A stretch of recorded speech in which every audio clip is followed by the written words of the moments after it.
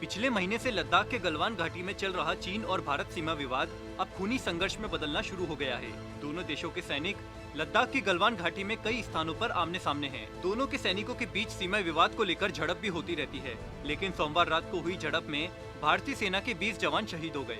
इनमें एक जवान भारतीय सेना का अधिकारी भी है। इस घटना के बाद दोनों देशों के बीच तनाव काफी बढ़ गया है। हिंसक झड़प के बाद चीन ने भारत से एक तरफा कार्रवाई करने या तनाव बढ़ाने से बचने को कहा है। साथ ही सीमा में घुसपैठ का आरोप भी लगाया है। आखिर क्या है पूरा मामला, जानने के लिए देखें पॉलिटॉक्स की इस खास रिपोर्ट को। ये है टॉक्स न्यूज नेटवर्क और आप देख रहे हैं पॉलिटॉक्स, राजनीति का कच्चा चिट्ठा। उल्लेखनीय है कि गलवान घाटी में चीन सैनिकों ने भारतीय सीमा में घुसकर कई स्थानों पर कब्जा कर लिया है।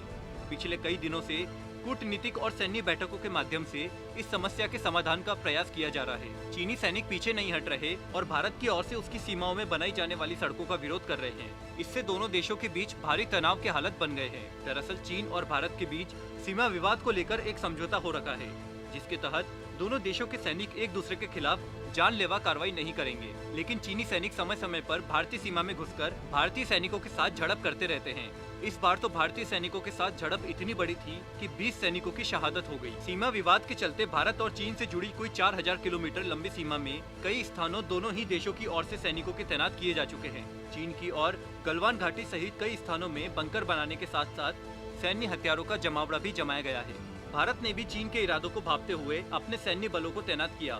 साथ ही तीनों सेनाओं को भी अलर्ट पर रखा गया है। हालांकि भारत के रक्षा मंत्री राजनाथ सिंह ने अभी हाल ही में बयान दिया था कि सीमा विवाद सुलझाने के लिए बड़े स्तर पर बातचीत जारी है, लेकिन चीनी सैनिकों की ओर से हर दिन कुछ न कुछ ऐसे कदम उठाए जा रहे हैं जिससे तनाव लगातार बढ़ता जा रहा है। चीन के साथ नजदीकियां बढ़ने के बाद नेपाल की ओर से भी ऐसा कुछ किया जा रहा है, जिससे भारत और नेपाल के बीच रिश्तों में भारी गिरावट आ रही है। दोनों देशों के बीच के मधुर संबंध न सिर्फ खराब हो रहे हैं, बल्कि दुश्मनी का भाव बढ़ता जा रहा है। नेपाल में इन दिनों वहां के नेताओं द्वारा भारत विरोधी लहर चलाई जा रही है, जिसे नेपाल राष्ट्रवाद का नाम दिया गया है। यानी नेपाल में राष्ट्रवाद का मतलब भारत का विरोध करना हो गया है। नेपाल की संसद ने लिपुलेख और कालापानी स्थानों को नेपाल का क्षेत्र घोषित करते हुए अभी हाल ही में एक नया नक्शा जारी किया है। इन दोनों स्थानों पर भारत की सेनाएं लंबे समय सैन्य चेक पोस्ट पर तैनात है। इसी बीच एक नई खबर ने दोनों देशों के बीच तनाव बढ़ा दिया है।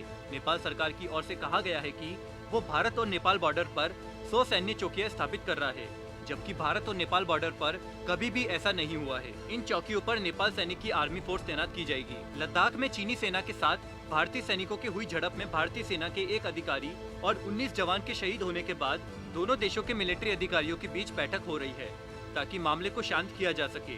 इस बीच रक्षा मंत्री राजनाथ सिंह ने chief of defence staff general Bipin Rawat और तीनों सेनाओं के प्रमुखों के अलावा विदेश मंत्री एस जयशंकर के साथ हाई लेवल मीटिंग की है। इस दौरान चीन सीमा पर मौजूदा स्थिति को लेकर चर्चा की गई है। गलवान घाटी में हिंसक झड़प के बाद चीन ने भारत से एक तरफा कार्रवाई करने या तनाव बढ़ाने से बचने को कहा है। लद्दाख इलाके में यहाँ 1962 के बाद ऐसा पहला मौका है जब सैनिक शहीद हुए हैं। गलवान घाटी में हिंसक झड़प के बाद चीन ने भारत से एक तरफा कार्रवाई करने या तनाव बढ़ाने से बचने को कहा है। चीन के विदेश मंत्रालय की ओर से यह टिप्पणी की गई है। चीन अधिकारियों ने भारत पर अपने क्षेत्र में घुसपैठ का भी आरोप लगाया है। पॉलिटॉक्स ब्यूरो, दिल्ली। ये है टॉक्स न्यूज नेटवर्क और आप देख रहे हैं पॉलिटॉक्स, राजनीति का कच्चा चिट्ठा।